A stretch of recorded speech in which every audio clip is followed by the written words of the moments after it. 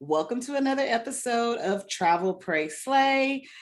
It is Toya Nicole, and I am so excited because you all know how I love these interviews. We have another interview, and I am so happy to have Petrina Turner join us on the Travel, Pray, Slay podcast. And this is going to be juicy, and get your pen and paper out now because we are going to be talking about finances, becoming financially free, and getting your money right so that you can travel right. So welcome, Petrina, to the podcast. Thank you so much for having me. I'm so excited to be here. Awesome. And tell us a little bit about yourself, your platform, and why you are on a mission to make sure that everyone becomes financially free. Well, again, I am a personal finance and business strategist. And my goal is basically just to help as many families create a financial foundation so that they can become financially free. And basically, I just give people strategies on ways to first manage their money, how to save, how to create and stick to budgets, and how to begin paying down that debt. And I also try to show them how they can use their gifts, skills, and talents to be able to create additional streams of income. A lot of us are sleeping on our talents and our skills. And I think it's imperative for us to be able to have multiple streams of income outside of our, typical 9 to 5. So I'm helping people with that as well. So I'm also a wife. My husband and I just celebrated 16 years of marriage. Yes, and we have 3 boys. I am a boy mom. So it is like very loud in my house. Like I had to leave. I was like, okay, guys. You are the queen of your castle. I am the queen. Yes, they do. My husband and the boys do a great job at that. Yeah. So, and the ages range from like I have a 12-year-old, I have an 11-year-old, and I have an 8-year-old. Okay. Right. And that's pretty much who I am. My background is industrial engineering. I have a degree in engineering, and my master's was in urban studies. So I have worked in as a statistician, right, and an analyst. So I love money. I love math and how it relates to money. Because even with being an analyst, the way that I started was just looking at how all the data surrounding basically community data like health stats and educational stats and all that kind of stuff. And when I was looking at it, pulling it for organizations to see why certain segments of the population were in were basically couldn't get out of the cycle that they were in, it all related to money or the lack thereof. So we started doing that, and we were able to just help started with our family, because I always tell people I am a recovering spendaholic. Okay, we're going to talk about that. Because that's usually what triggers most of us, self included. Yes. But so you're analyst, statistician. I love that. So you know your numbers. Yes. And you talked a little bit about financial literacy, but I liked what you said about a foundation. And some of the stuff you started to say about some of the statistics and demographics. So, my focus is on women of color, right? And so Black families, Black women are just as important to me. So when you branched out into, doing this on your own, as you said, multiple streams of income. So you are a finance expert that does things outside of your 9 to 5. What was it that you were seeing, and why do you think it's so important for Black families to really take on this part of having that financial foundation and becoming more financially savvy and free, if you will? Well, I think one of the things that I saw, just by looking around just our community, Yeah. is we weren't taught about finances. Mhm. I always joke with one of my non-minority friends, like both of us were the same age. We were working at the same job. We had the exact same title, and we were both had just got married, and we were trying to purchase a home. Yeah. And the issue that I had with purchasing a home initially was not the same issue that she and her husband had with purchasing a home. Mine was I had a lot of debt. I had student Credit. loan debt. I Yeah. had credit card debt at the time. Mhm. So my husband and I were trying to hurry up and pay off as much debt so that we could purchase a house. Yeah. Her issue on the other end is she did not have any debt. Her parents were able to pay for her Mhm. school, so she didn't have any student loans. Her parents taught her the importance of not spending more than what you have. So she didn't Yeah. even have credit cards. So she had Living within your means. right, Yeah. right.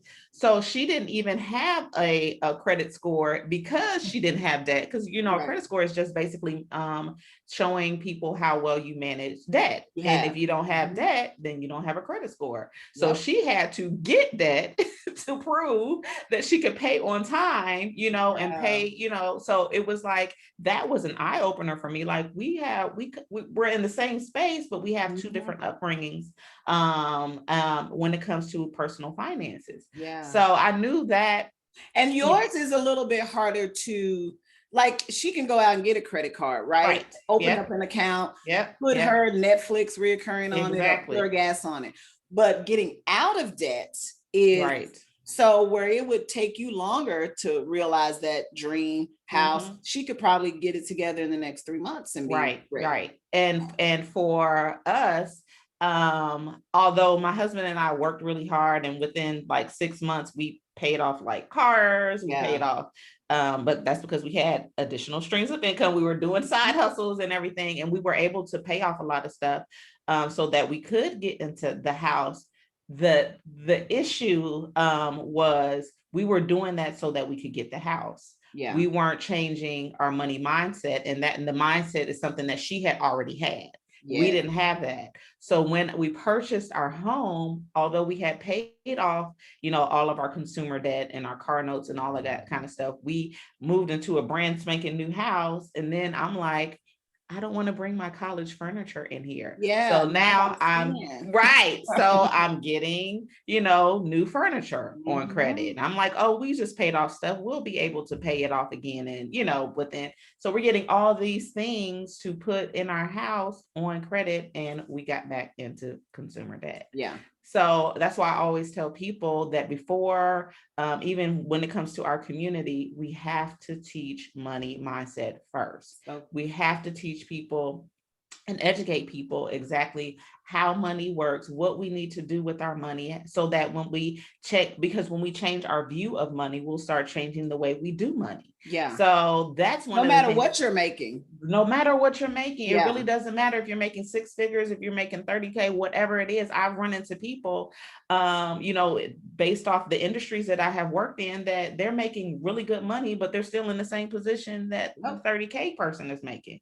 So Mhm. it starts with money mindset. So that is one of the things that I had to start Yeah. changing for, myself, because like I said, recovering spendaholic, I like to spend money, right? Right. I like to buy things. So I like to travel, So it Experience. really starts with changing the way you view and do money. And when we change that, especially from a woman's perspective, Yeah. when we change the way we view and do money, then we will be able to change the next generation, because women are the ones we're our kids' first teachers, Yeah. So Yeah. if we're teaching our kids how to handle money, because now we have been educated and we're changing our habits and, just different You have things to when it comes pass to it our on. we are able to pass it on. So we're breaking the cycle, Yeah.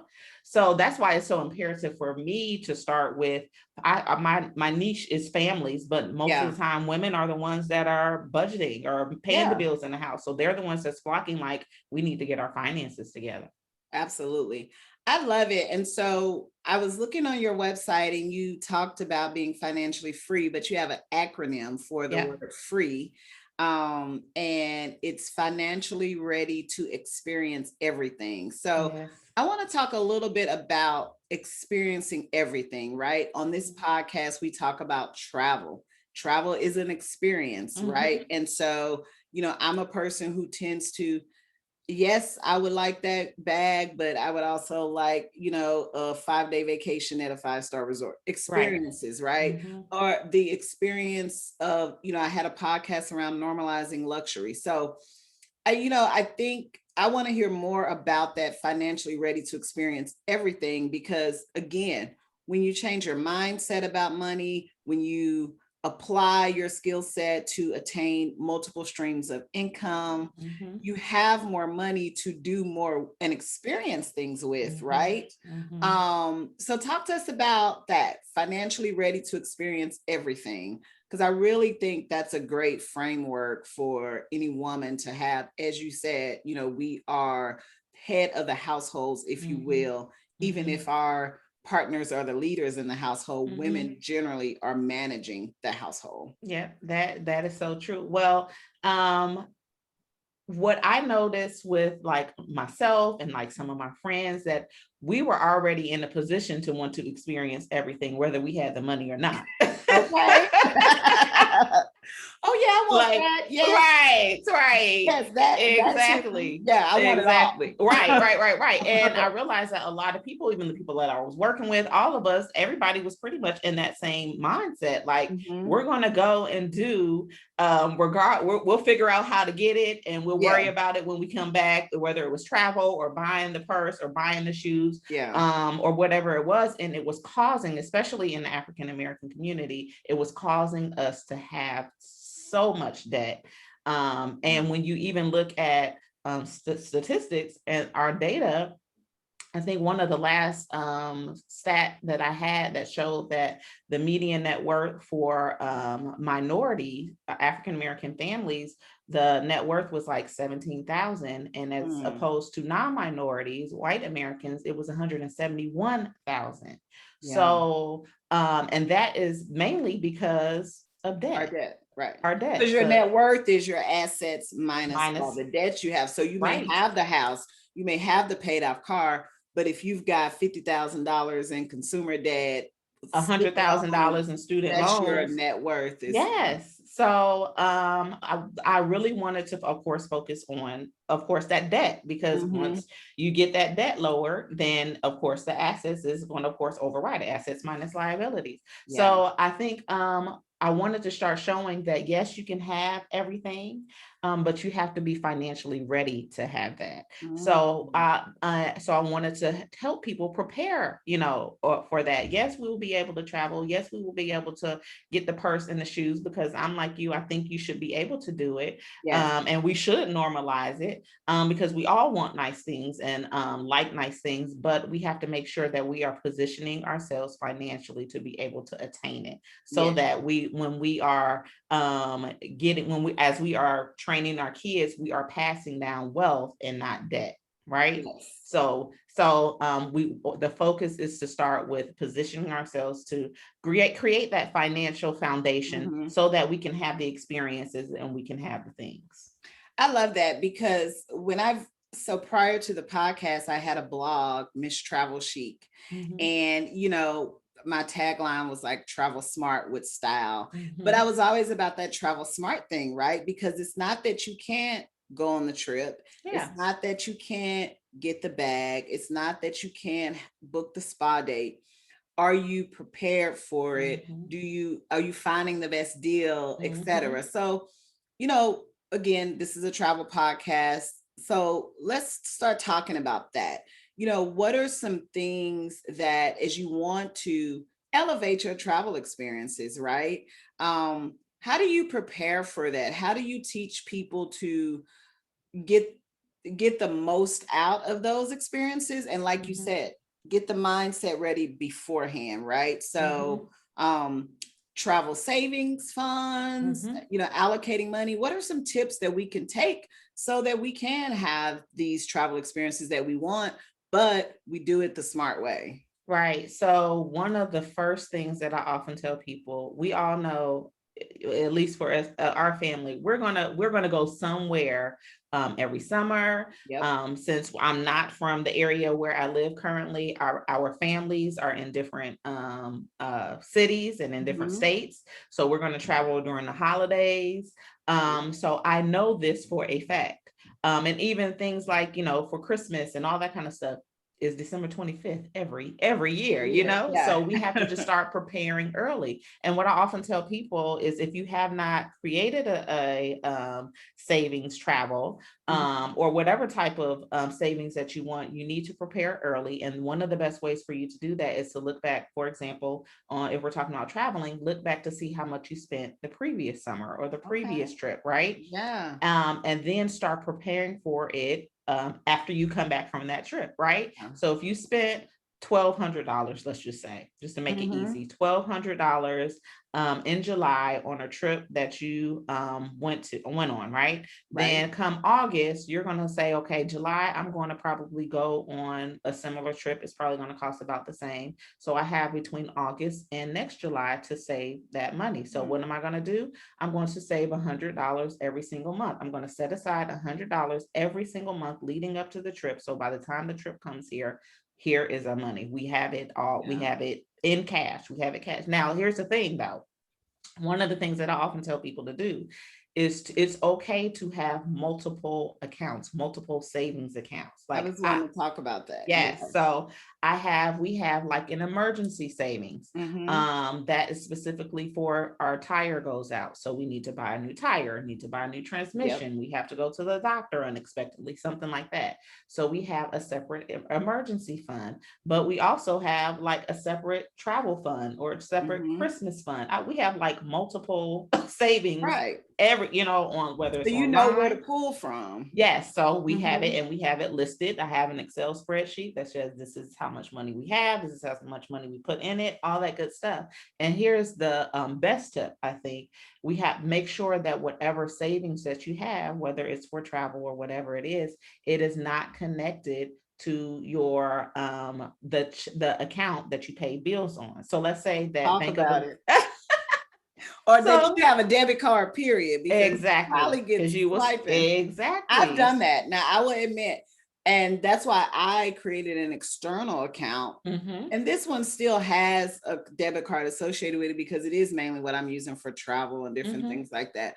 But you are so right. When it's that same account, bank, like if I'm with Chase, checking, they make it so easy for you to transfer that. I'm on my app in Target, like, oh, this is cute. I know I didn't plan for this, but let me go ahead and get this. I'll put it back on the next check. And that never happens, know?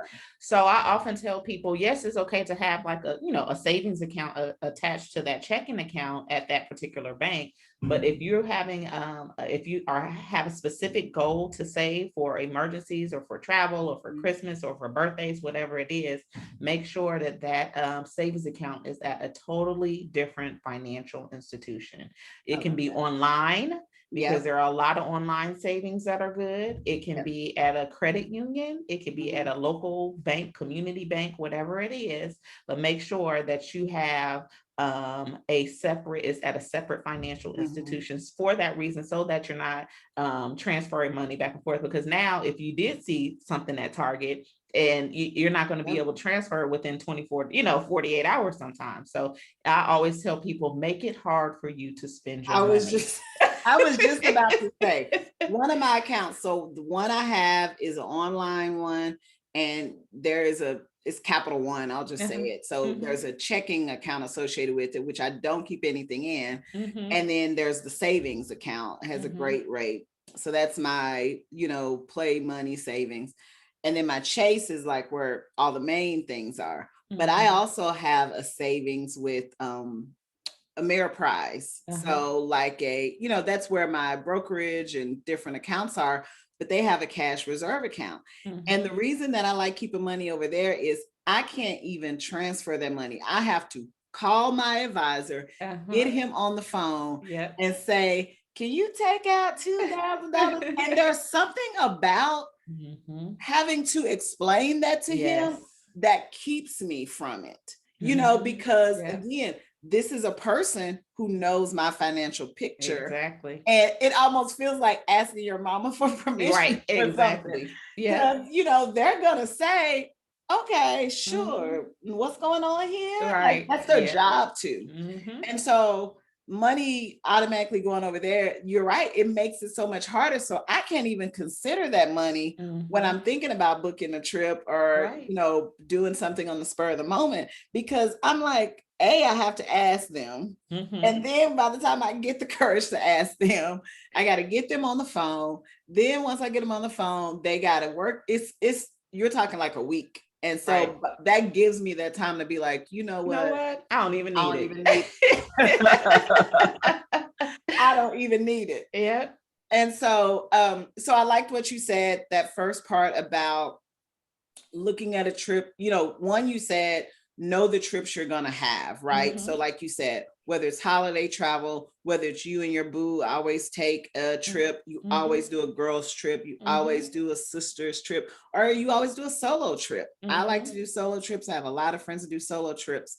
Know what you're gonna do. Second was, when you take those, when you come back from a trip, you know, do a reconciliation. Yeah. Now, I never thought about that. You know, I just got back from a vacation in Miami Beach, and, you know, I knew what I spent on the hotel, but yeah, once you're down there, swipe, swipe, swipe. Right. And and you may recommend this too. When I travel, I have one credit card that I like to use for the points and rewards, and then I pay it off. So it's easy for me to make this reconciliation because all I need to do is go back and look. But that is a good point, because I think a lot of times we can maybe have in our head how much this trip was going to cost, but when you get there, you like, oh, they went up on prices. Or like South Beach, you know, everything is a automatic service charge and gratuity added in. And I think that's good to look at what you spent on this trip. And like you said, okay, if I want to do another Miami like trip again, I spent about this, let me start saving that now. And that third part about setting up multiple savings accounts and having them at different financial institutions and making sure they're not easily accessible to you. Yes. Yep. And if it's hard for you to, I often tell people, you know, like when you do have a savings account, they probably will ask you if you want a checking account. Yep. And if it's hard, if you know that you don't have that self-control, just say no, just keep the savings so you won't get the debit card. Yeah. I mean, that is so true, because with my Capital One, of course, there's a checking.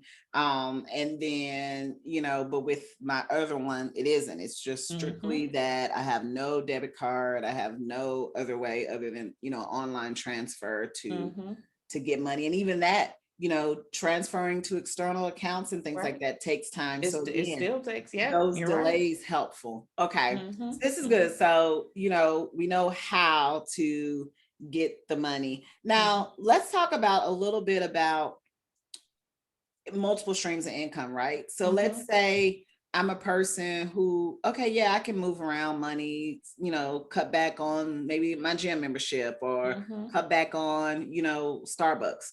But what about someone who's like, no, I don't have it, but I want to get there, and I want to find ways to increase my income, so that I can plan that big trip, so that I can start to have more of these experiences. You know, there are people like you took your expertise that you already had from your degree. But, you know, when I first started, my first entrepreneurial endeavor was in social media consulting. It was something new for me. I was working in sales and marketing, you know, and I know other people who have, you know, just learned a new skill set. So talk about some ways that if you want to actually increase your income, to experience more, travel more, become financially free. What are some ways that you help families and women uncover some ways to get multiple streams of income?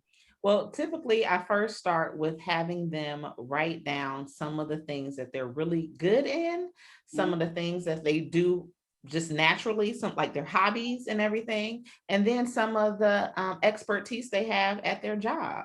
And I also have them, if they don't know, because when I was trying to figure out what I wanted to do and all that kind of stuff, I was like, what am I good at? Because the things that you're good in is normal to you. So you don't think that you think everybody's good in it, Right. And would somebody pay me for this? Right, exactly. Yeah. So I tell people to go and ask your family and friends, like, what am I really good in? Like, what do you really see that, oh, Trina is really good at, numbers, or she's a good listener, or, whatever it is. Ask your family and friends, and, write all this information down. And then I also tell them to think about what people come to them for, right? So I'm a firm believer, if at least three different people come to you and they are asking you the same thing, asking you, can you do a certain thing? Yep. And it's from three different people, that means that they look to you as the expert in whatever that is. And that is possibly your gift or something that you're really good in.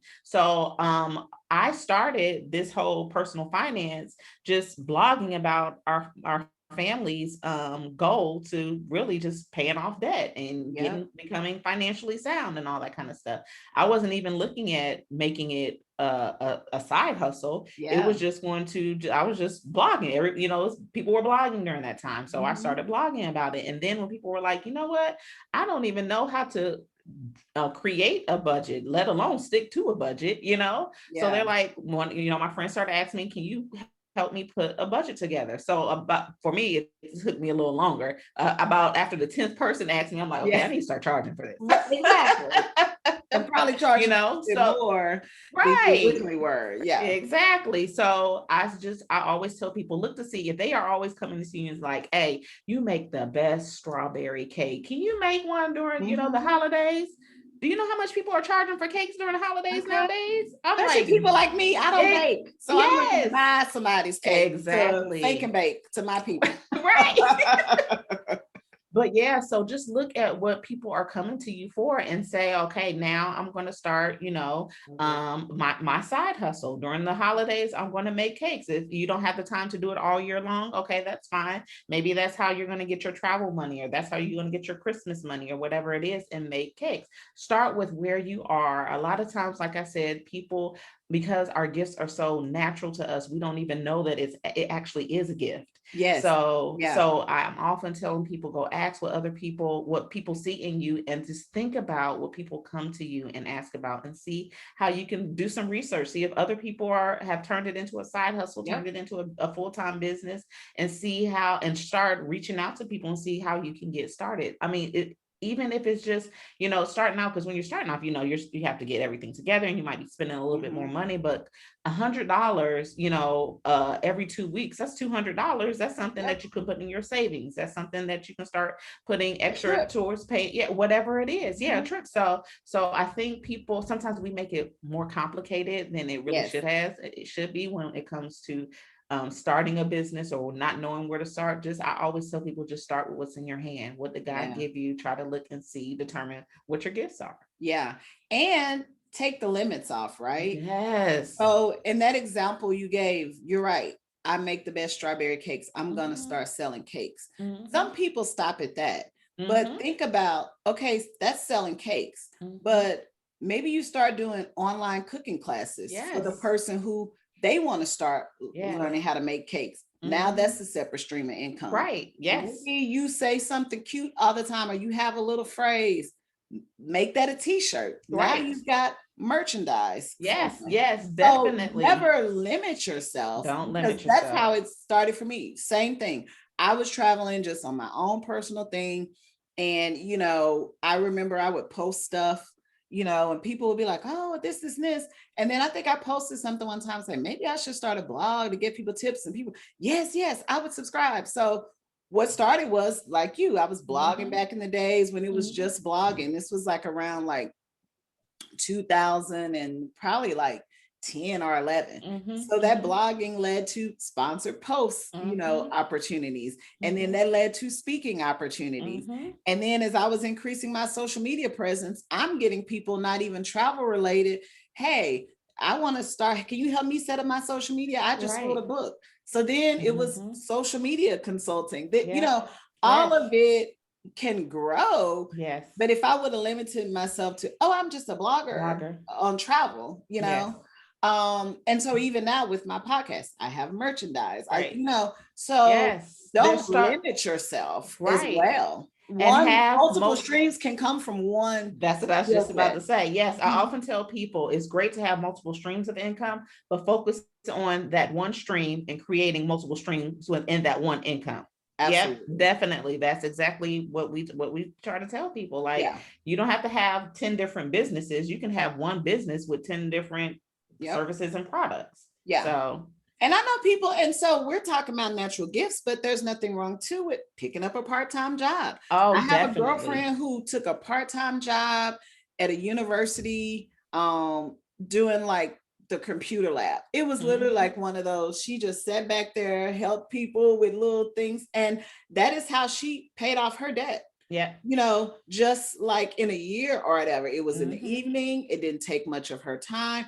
Every month thing that she made from that, she did that. I have a girlfriend now who got certified to be a notary, and she's kind of doing that on the side. And so some things you can take a part-time job, pick up a trade. I was working for a gym. So I was going to this gym. It was a Black-owned boutique gym. I loved it. Fun cardio dances.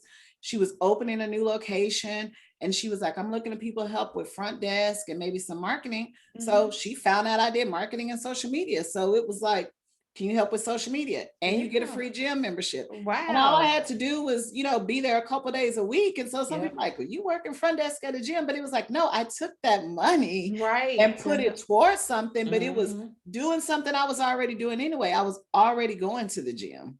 I was already enjoying this. And I was learning, watching this entrepreneur as well too, because I wanted to get into, a brick and mortar type of venue myself. So, again, not only not limiting ourselves, but being willing to take something on and not worrying about other people's perception of it. Yes, you have to keep your goals in mind. Keep that at the, yes, definitely use your time, which would be getting a part-time job, and use your talent, so, and that might be starting a side hustle, starting whatever it is. There's always ways for you to bring in additional streams of income. I had a friend who would just Uber on the way to work, and Uber on the way. She was going to be in a car. Might as well you make some money, Absolutely. And she was saying that's how she paid for her mortgage every month, because she was Ubering on the way at 5 days a week, Ubering on the way back. So it's use your time and your talent to create streams of income. Exactly. And that's biblical. Like I always tell you, that's Bible, time, talent, and resources. Exactly. Exactly. And you're right. God gives us some of these natural born gifts and talents that you said that come natural to you.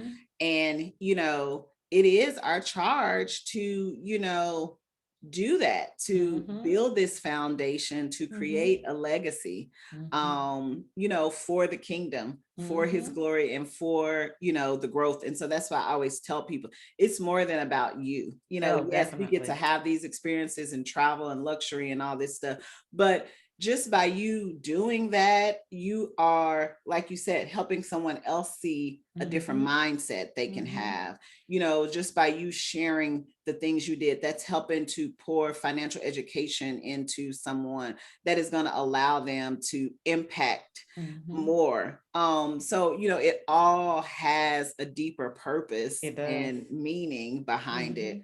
And so, we've talked a little bit about, the travel savings and those kind of tips and the extra income.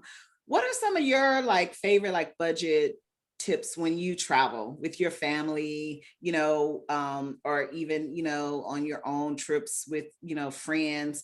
What are kind of some of the ways that you've been able to cut a little bit here and there?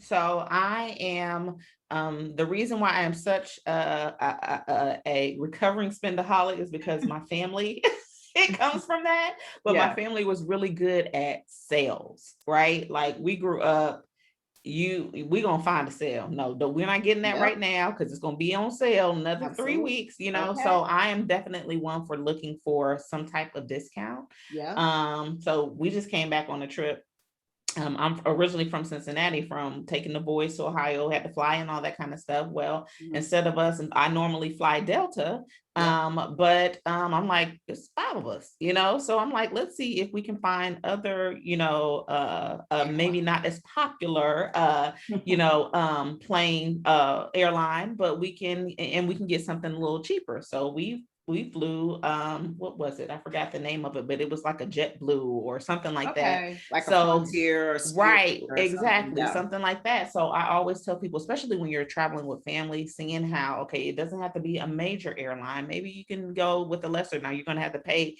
for every little thing, But add all that up and see the delta. Right. Yeah. Yep. So I always tell people to look and determine, okay, how can we find cheaper transportation modes and all that kind of stuff. And sometimes typically we actually drive to Cincinnati. So from Savannah, Georgia to Cincinnati. So we'll stop in Atlanta where my husband's family is and spend the night there, and then travel to see my family from Atlanta to Cincinnati. So you can drive and get the scenic view. My kids get to see all the, mountains and, all that kind of stuff. So there are tons of things that you can do. Another thing that I do is I'm always looking on Groupon for everything.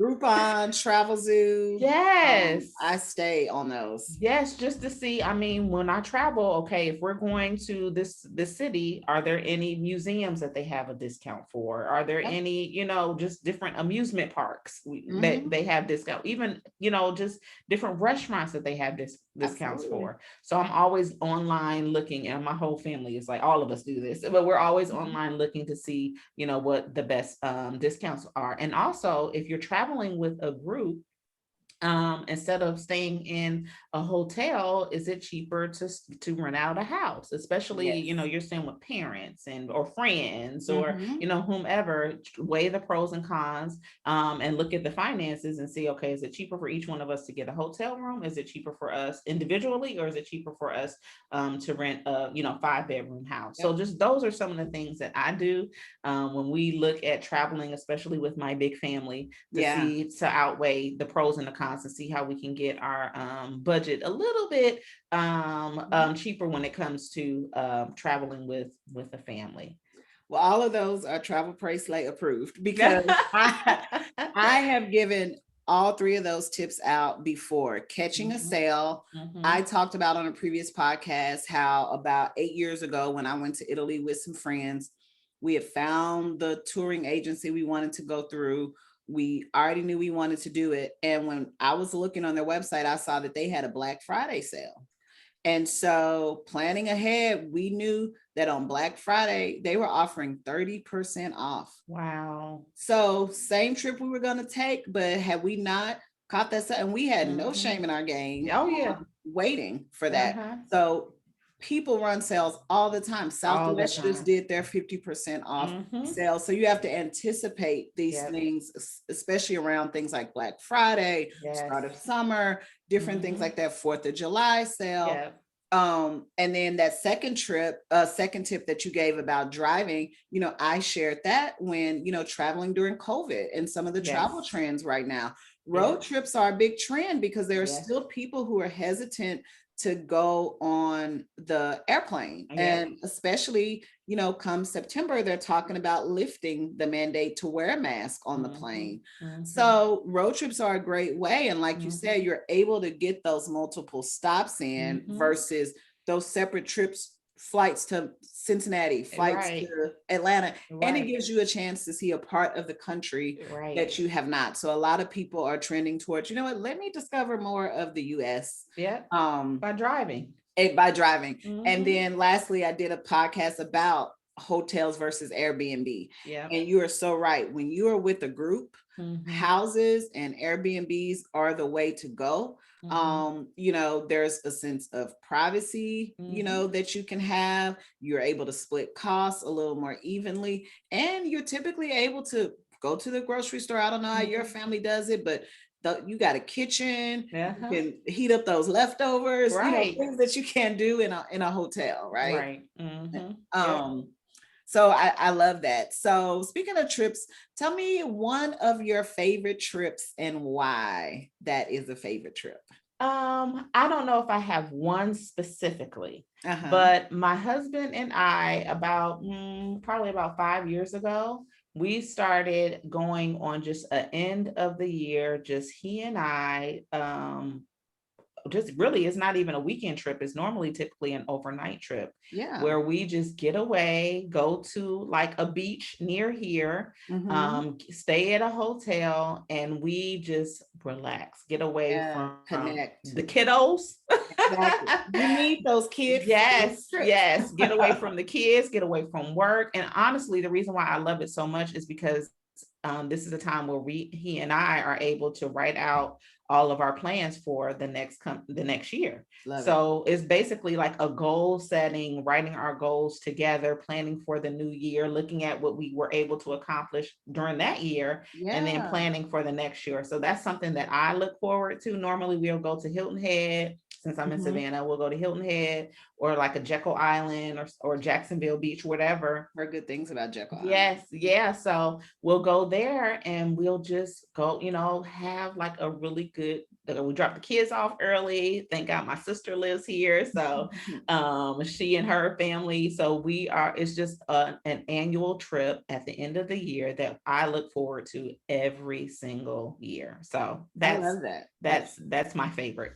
Travel with a purpose. I Right. love how, like you said, it's a time for you all to connect as a couple. Mm-hmm. You use that time to set the vision. Mm-hmm. And there's a great purpose to that. Yeah.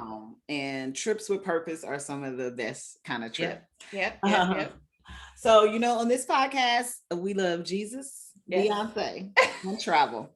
So I want to hear your favorite Beyonce song and why. My absolute favorite Beyonce song is Love on Top. I One of love my top that 3. song. That is like my favorite song. I can exercise to it. I can work out to it. I can dance to it. Yeah. And I'm just a lovey-dovey type person. So I love the words to it. Like I still watch Love Jones and Love and Basketball, so. Oh my. I have seen Love Jones so many times. It's ridiculous. I can recite the whole movie. Right. Exactly. Yeah. Yep. So Love on Top, definitely my favorite Beyonce song. Perfect. Well, this has been so great, Petrina. And before we get out of here, thank you for coming on and sharing so much valuable information with our community about the importance of having a good financial foundation, some steps to help us all increase our income and increase our impact, and some tips to help us to be able to experience more and travel more. So talk to us about, ways that people can connect with you and work with you. So, well, the way that they can connect with me first is by just going to my website, petrinaturner.com. I have a plethora of information up there. I still have all my old blogs and even old podcasts and all that information up there where I give tips on ways to manage your money and save and all that good stuff. But one of the things that I really wanted to start that I saw where people were struggling in was like a lot of times we didn't have a community where we could come in and get the education and get the knowledge and actually get some help with actually implementing all these things that we were learning. So at the beginning of the year, I started a Legacy Builders Academy. And it's basically just a monthly membership where I have a monthly live masterclass where we come on, sometimes more than one per month. And I come on and we help people, we do classes on how to create a budget, how to create a plan to become debt free, how to work with your spouse or your significant other when it comes to personal finance, because you're bringing in two completely different backgrounds and you have to work together, right? Exactly. Just different things like that. Last week we had a business accountant come on and tell us what we need to look for when it comes to our businesses, our side hustles and taxes. So we have monthly live classes where we're trying to help people get their finances all the way together so that they can build that financial foundation and become financially free. I love it. Okay. And all that is on the website. And of course, they can also go on Instagram. That's my favorite social media platform. Yeah. I'm on pretty much all platforms, but I love Instagram. That's where I show up and do a lot of my videos. Awesome. And we will include all of the links and your social media handles in the show notes. So just go to the show notes. You can go to travelprayslay.com to this podcast episode and you'll be able to see it. And yes, be sure to connect with Petrina on Instagram and be sure to sign up for all the free resources and check out her academy. I love that you do a live masterclass. And you're right, community is so important any journey that you go on, but especially a financial journey, because you want to have that accountability and the community to keep you going on it. So that you don't slip back into those old habits and repeat that cycle. Right. So easy to do. So easy to do. So thank you for coming on. Thank you so much. Again, please be sure to connect with Petrina and be sure to just let us know your thoughts. And we want to know kind of some of the things that you have been doing to make sure that you stay financially free and how you are going about your budget travel. So again, thanks for this joining us today. Thanks for listening, and we'll be back next week.